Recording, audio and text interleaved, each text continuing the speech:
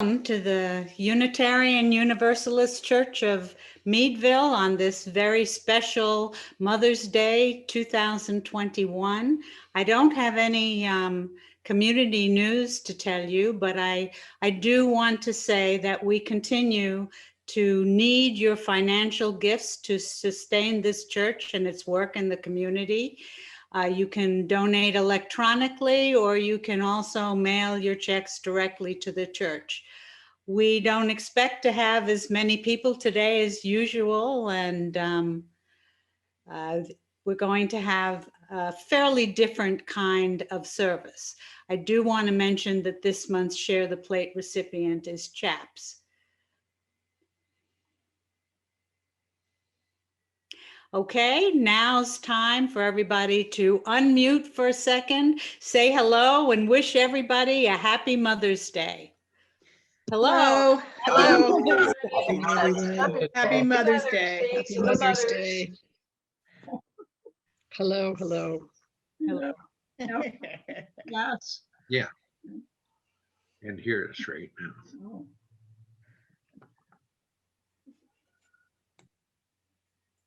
Our opening words this morning are Alison Bechdel's Are You My Mother? A comic drama. The thing is, I can't write this book until I get her out of my head. But the only way to get her out of my head is by writing the book. It's a paradox.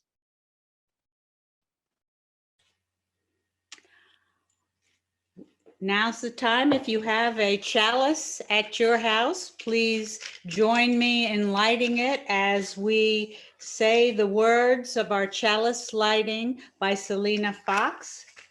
We kindle this flame with love for mothers and for mothers past, present, and future.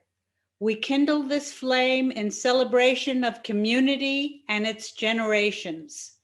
We kindle this flame with respect and support for the greater circle of life of which we are all a part. Please join me in repeating the covenant and mission statement of this church. Our covenant is to be a loving, joyful community that nurtures spiritual growth, promotes compassion and social responsibility, and service in an atmosphere of mutual trust. Our mission is to be a faith community devoted to love and respect, reason, and justice. We thank the Community Church of Chapel Hill for creating and sharing this video. This is our hymn for the month of May. Please join along if you know the words. I know it's my favorite hymn.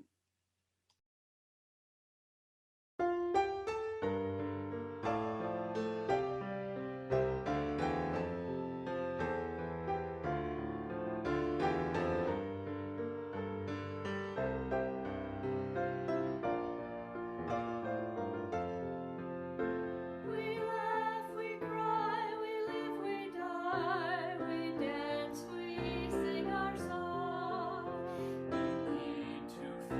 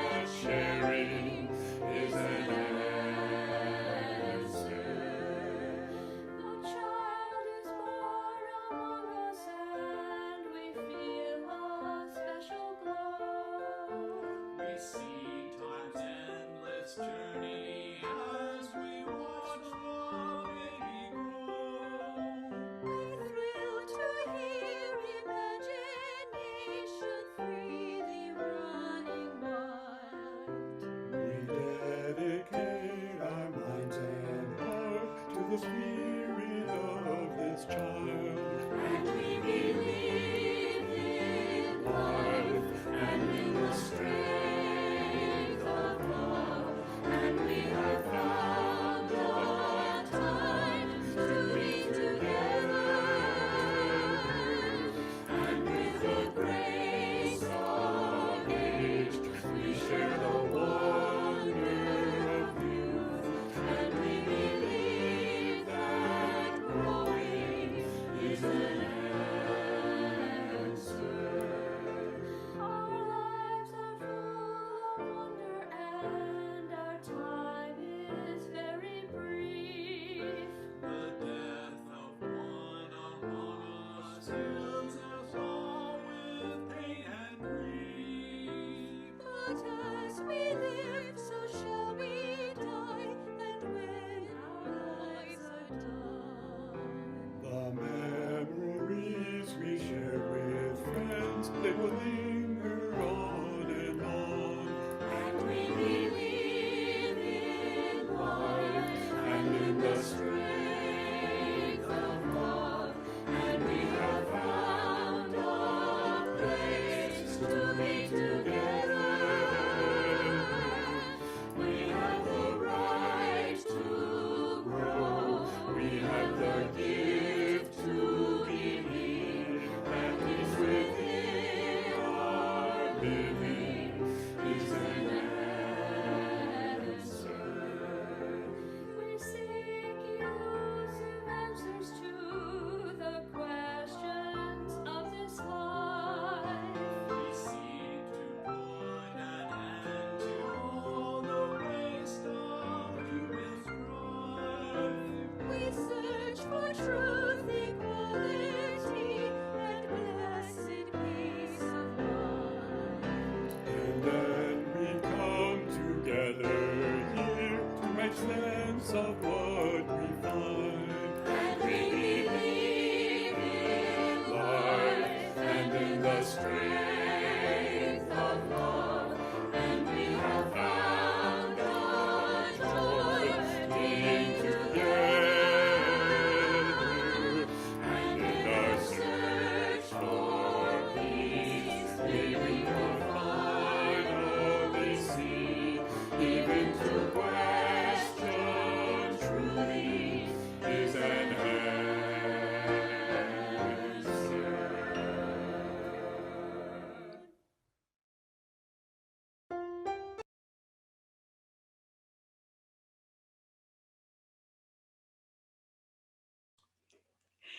In 1872, Unitarian Julia Ward Howe began advocating the creation of a Mother's Day for Peace to be held on June 2nd each year.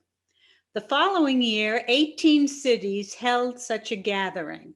Bostonians continued to observe the day for more than a decade, while some cities continued the observance until the turn of the century, when the annual Mother's Day for Peace appears to have died out. In 1907, Anna Jarvis, a Methodist, began a campaign to establish a permanent Mother's Day. By the following year, the YMCA had taken up the cause, and in 1914, Woodrow Wilson signed a congregational resolution establishing Mother's Day in the United States, a congressional resolution, I'm sorry. In time, the day came to be marked in many other countries. Jarvis was troubled by the commercialization of the day, saying, "I wanted it to be a day of sentiment, not profit." Inalterably opposed to the sale of flowers, but not the giving of homegrown blossoms, she also lamented the advent of the Mother's Day card, describing it as a poor excuse for the letter you are too lazy to write. Interestingly enough, Mother's Day is the most heavily attended Sunday in North American churches, outside of the Christmas and Easter seasons.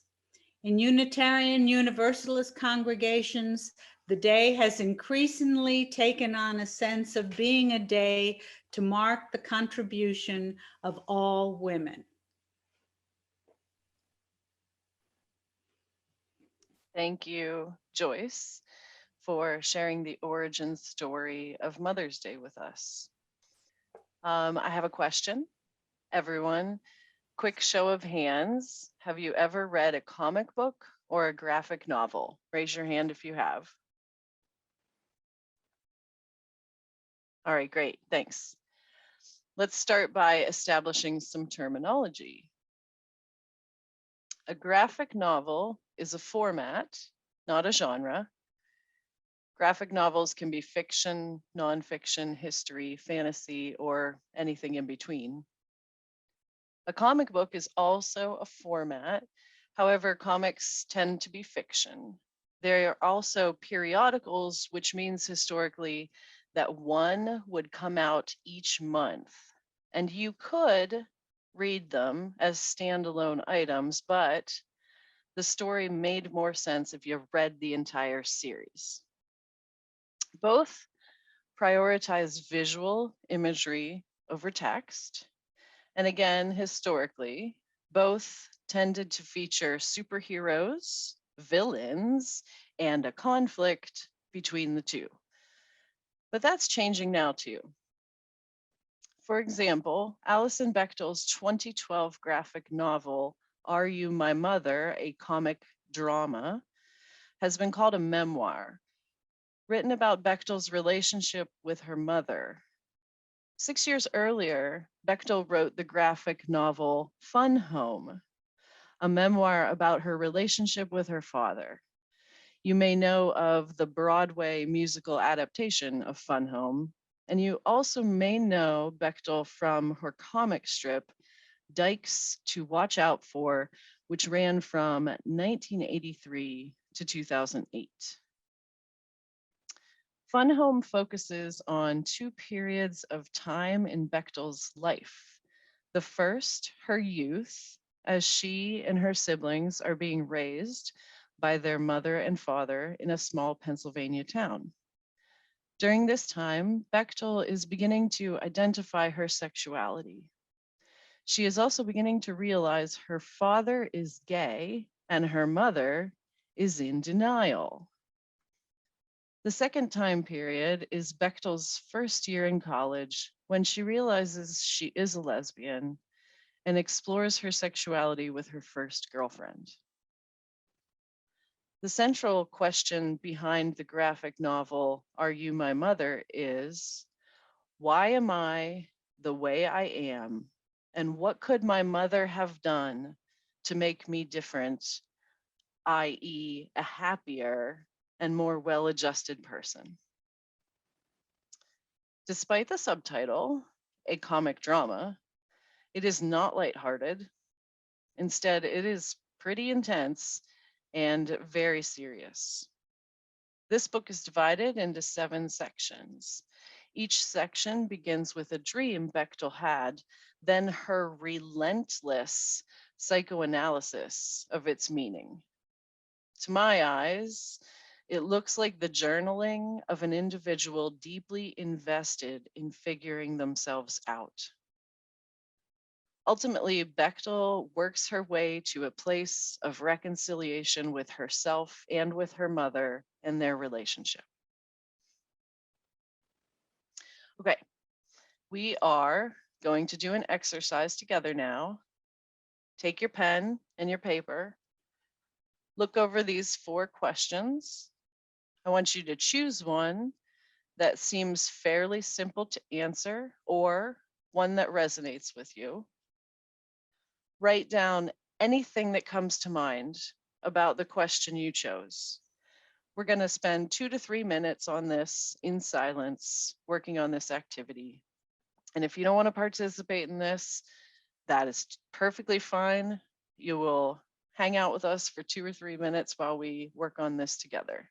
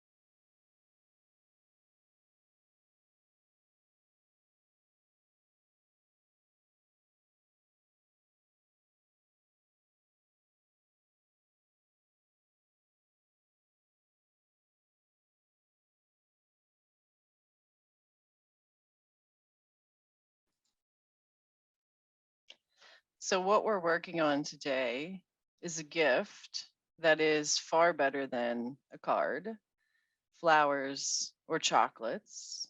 It's a gift from your heart and your mind.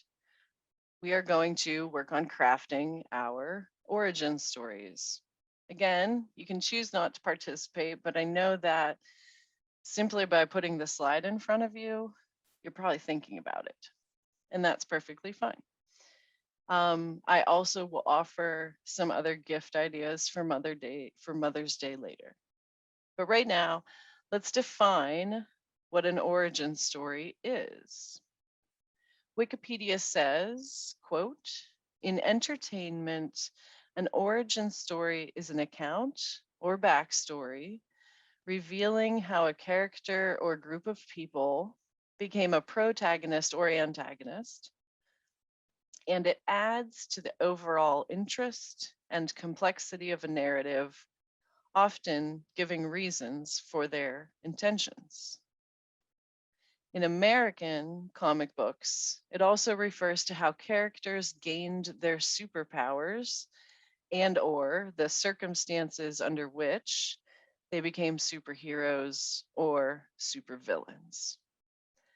For our purposes, I want you to think of your origin story this way. Where are you and where did you come from? Your story should be based on truth, but embellishments are perfectly fine. If there isn't a truth you want to focus on, that's fine. Create a fictional story about what you want to be and who you want to will into being. Think about keeping the story simple, but put some really granular details in it. And lastly, for now, focus on why this change happened within you, not how it happened. So I want us to do just a little more thinking about our origin stories. And I've added a second question that might help you dig into it and write some more. If you want to work on a different question, that's fine too. And again, just write down anything that comes to mind as you consider these questions. You don't have to worry about writing full sentences. You don't have to worry about proper grammar, spelling, any of that stuff. Just write, and we'll do this again for 2 or 3 more minutes.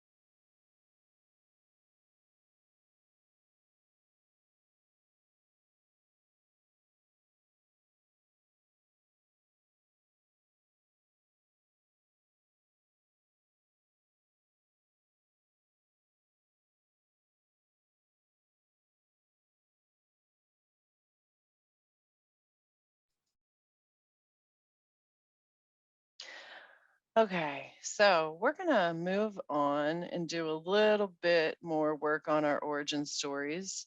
Then I'm gonna wrap up the things that I want to talk to you about, and then I'm going to ask you to share whatever you've been thinking about. So Kirsten, heads up. I know this is slide 21. I'm gonna ask you in a few minutes to go back to the previous slide, slide 20. All Okay, right. thank you. I have some tips written down here that I need you to remember as you consider yourself and as you consider your origin story.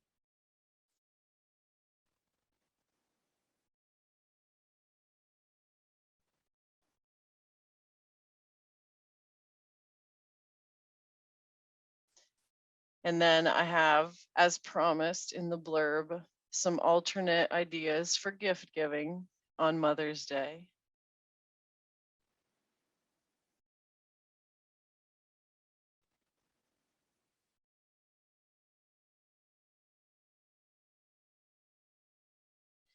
And here's another place you can view for other resources. And I strongly encourage you check out Forward Together. For over 10 years, Forward Together has worked to honor motherhood, particularly for women of marginalized populations.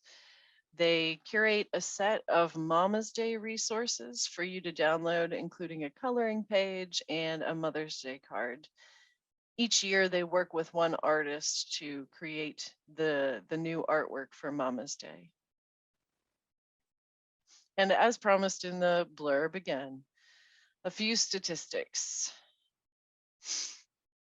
In the United States, 250,000 women have died of the coronavirus.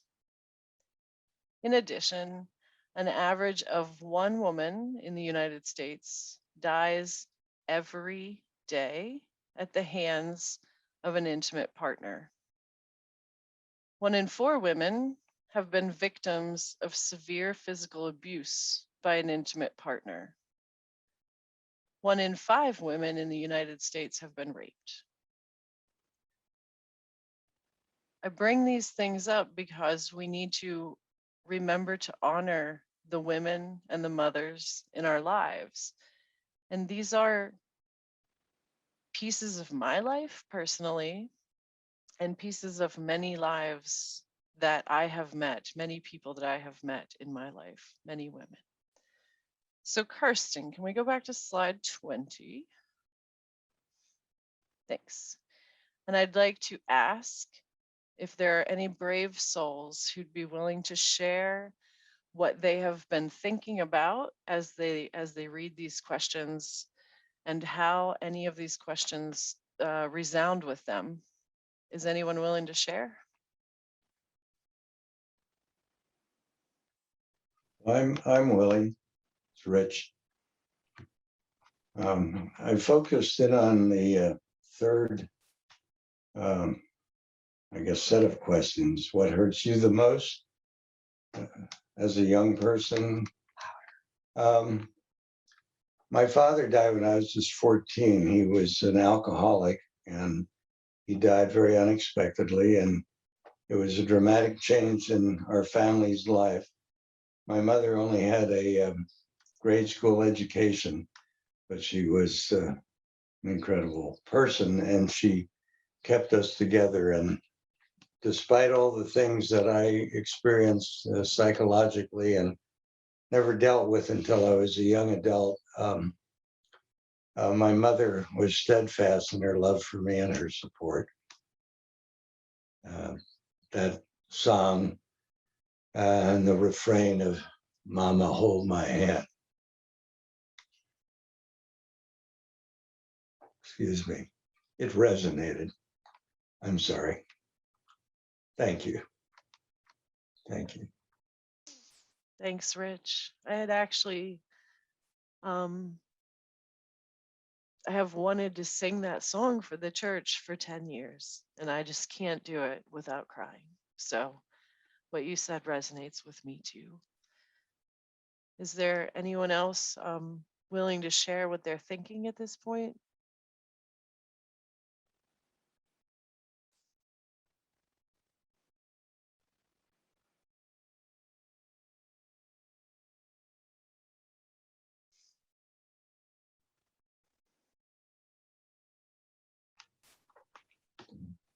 I guess I could respond to the one about what villain are you fighting right now? And how are you fighting it? The villain I come close, I don't have very many villains in my life, but the villain that I'm fighting right now is the conflict I have between doing what I really want to be doing and doing what I feel obligated to do. And it's probably a byproduct of being my mother's daughter. My mother's long deceased, but she was a very stable, steadfast, unruffled kind of a person, and inspired in all 7 of her children the fact that they should do the right thing and follow through on every obligation they've committed to, and be, as my daughter said in her Mother's Day card to me, level-headed.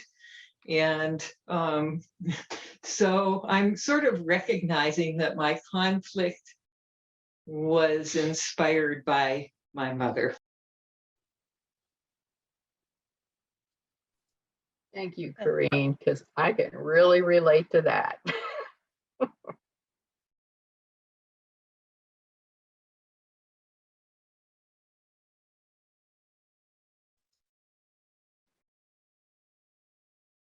One of the reasons I wanted to talk about origin stories today, knowing full well that many of us have already lost our mothers, but also knowing full well that many of you are mothers yourselves. The origin story of you is a gift to yourself, should you have the audacity and the bravery to write it and think it through. It's also a gift to your children, and it can be a gift to your partner. It can be a gift to anyone that we know. Is there anyone else that's willing to share theirs?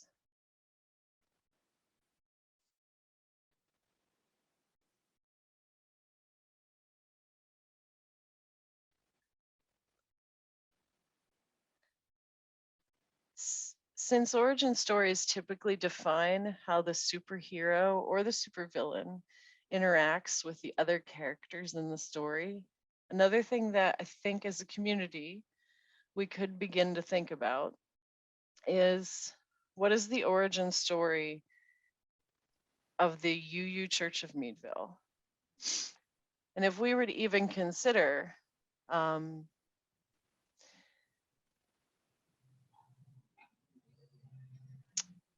resetting time to the present, if we were going to start fresh from this moment forward and create an origin story from this moment forward for the church, what would that look like?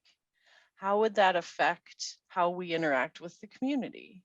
How would that affect how we interact with one another?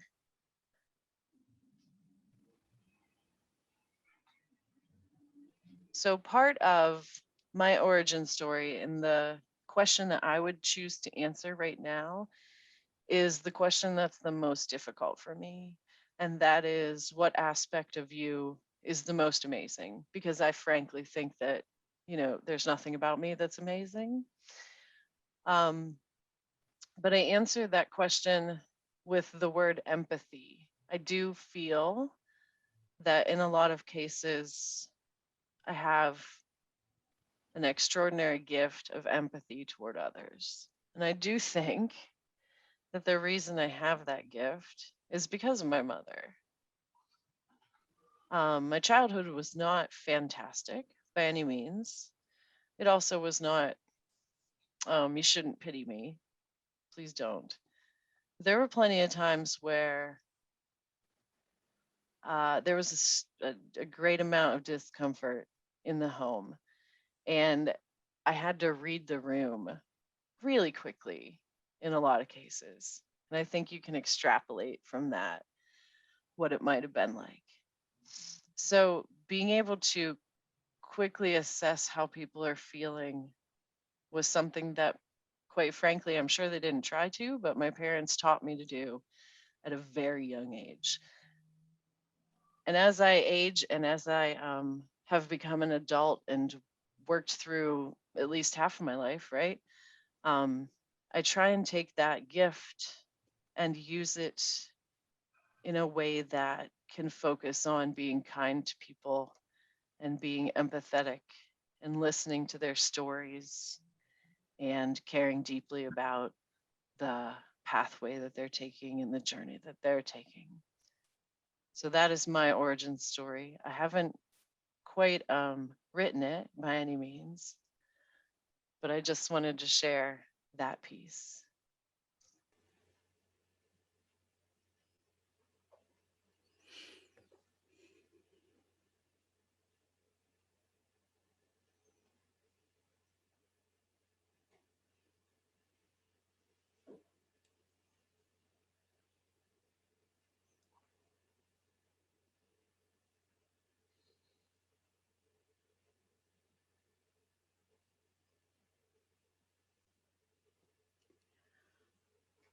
We extinguish this chalice flame, daring to carry forward the vision of this free faith, that freedom, reason, and justice will one day prevail in this nation and across the earth.